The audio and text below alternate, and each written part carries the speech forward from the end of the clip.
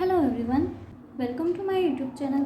आज की वीडियो में हम डिस्कस करने वाले हैं कि जो नॉर्मल इक्वेशंस होती है उन्हें हम कैसे सोल्व करेंगे जब किसी नंबर में वेरिएबल और नंबर दोनों एक साथ हो और अगर वो फ्रैक्शन में हो तो इस तरह की इक्वेशंस बन जाती है। तो इन इक्वेशन को हम कैसे सोल्व करेंगे आज हम उसी पर डिस्कस करेंगे। तो यहाँ पर हमारे पास एक क्वेश्चन है 4x + 2/5 = x + 1/2। तो आपको हमेशा ही याद रखना है कि अगर वेरिएबल और नंबर एक साथ हो तो आप उन नंबर्स को या उन इक्वेशन में आप उसे इजीली सॉल्व नहीं कर सकते, है ना। एक साथ आप उनको सॉल्व नहीं कर सकते।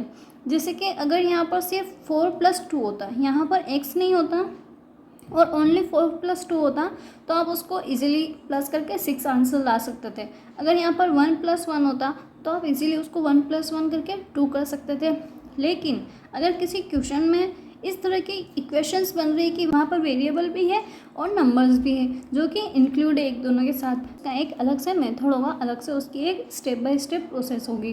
तो जब भी आपके पास वेरिएबल और नंबर एक साथ दिए गए हो और वो भी फ्रैक्शन में हो और इसके अलावा फ्रैक्शन वाले नंबर्स के अलावा जब आपके इक्वल में भी वेरिएबल और नंबर दिए गए हो तो उन्हें क्या करना होता है कि इस कंडीशन में आपको उन्हें क्रॉस मल्टीप्लाई करना होता है।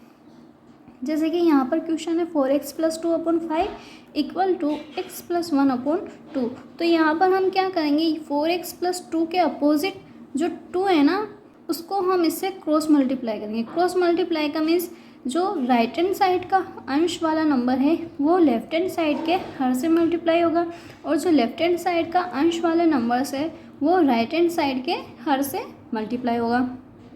मीन्स जो यहाँ पर हमारे पास 4x + 2 है तो जब हम इसका क्रॉस मल्टीप्लाई करते हैं तो वो इस तरह से होगा। मीन्स आपस में ये क्रॉस मल्टीपल हो जाएंगे। 4x + 2 2 से मल्टीप्लाई होगा और 5x + 1 से मल्टीप्लाई होगा। 4x + 2 को मल्टीप्लाई करना है 2 से तो इसे हम इस तरह से लिखेंगे 2 ब्रैकेट 4x + 2 = 5 को हमें x + 1 से मल्टीप्लाई करना है तो 5 ब्रैकेट x + 1। अब ये जो ब्रैकेट वाले नंबर्स है इन्हें हम इन नंबर से मल्टीप्लाई कर देंगे।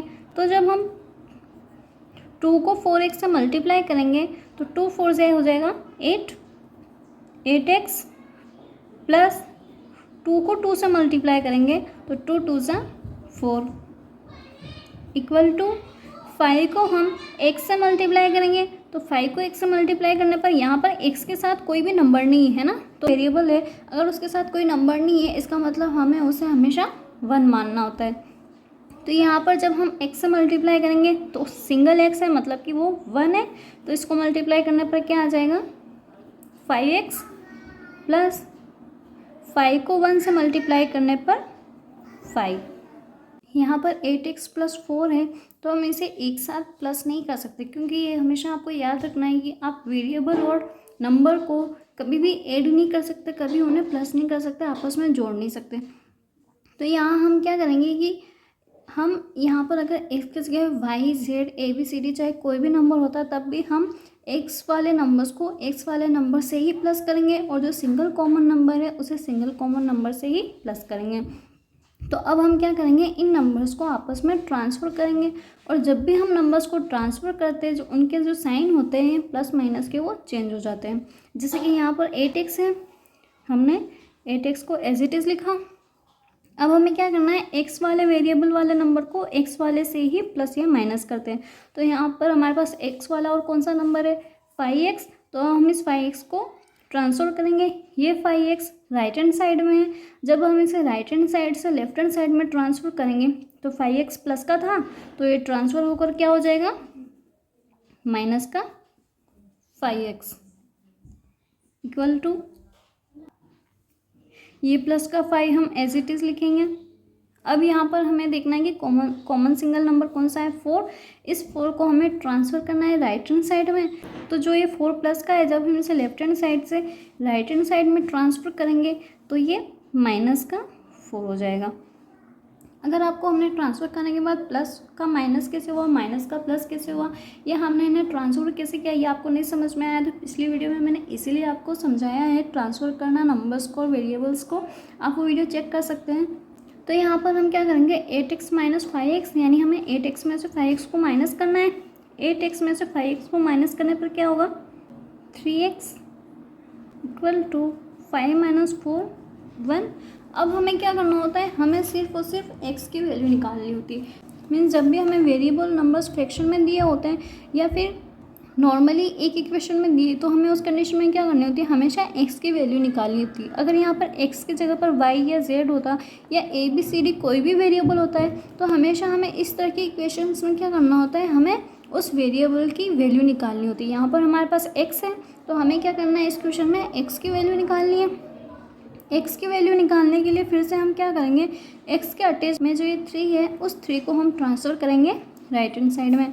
तो ये तो आपको पता ही होगा कि जब हम नंबर्स को ट्रांसफ़र करते हैं तो नंबर अगर प्लस का है तो ट्रांसफ़र होकर माइनस का हो जाएगा, अगर माइनस का है तो ट्रांसफ़र होने के बाद प्लस का हो जाएगा। अगर नंबर वेरिएबल के मल्टीप्लाई में है ना, गुणा में है, तो उसको ट्रांसफ़र करने के बाद वो भाग में चला जाएगा, डिवाइड में चला जाएगा। और अगर वेरिएबल और नंबर ऑलरेडी डिवाइड में है उसको हम ट्रांसफ़र करेंगे तो मल्टीप्लाई में चला जाएगा।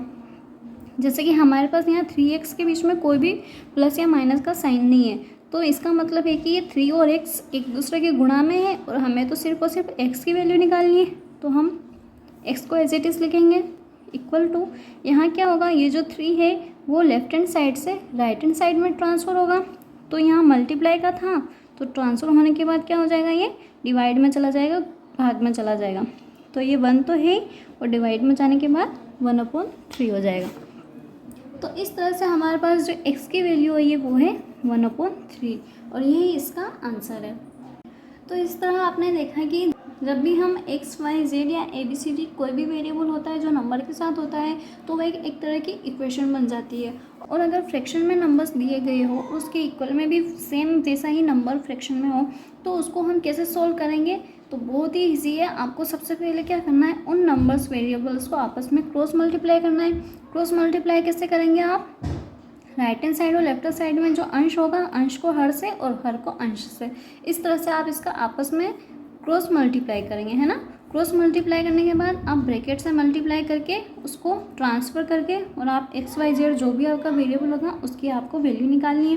तो इस तरह से आप फ्रैक्शन में या फिर बिना फ्रैक्शन के कोई भी वेरिएबल और नंबर्स की जो भी एडिशन हो, प्लस हो, मल्टीप्लाई या डिवाइड हो, किसी भी तरह की इक्वेशन हो, आपको उसे इसी तरह से सॉल्व करना है। ये एक बहुत ही बेसिक सा कॉन्सेप्ट है। नेक्स्ट वीडियो में हम और भी इसके कुछ एग्जांपल्स लेके इनको सॉल्व करेंगे ताकि आपकी जितनी ज़्यादा प्रैक्टिस होगी आपको ये कॉन्सेप्ट इजीली क्लियर हो जाएगा। और अगर आपको वीडियो पसंद आए तो प्लीज़ वीडियो को लाइक कीजिए एंड अगर आप इस चैनल पर नए हैं तो प्लीज़ चैनल को सब्सक्राइब कीजिएगा। नेक्स्ट वीडियो में हम और भी कुछ एग्जाम्पल्स सॉल्व करेंगे। Please subscribe the channel and thank you for watching.